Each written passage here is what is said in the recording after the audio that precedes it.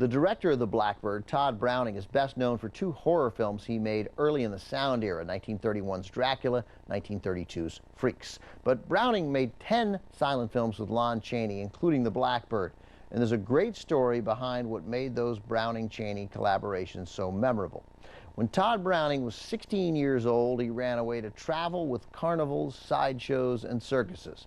That's where Browning learned how to scam the public.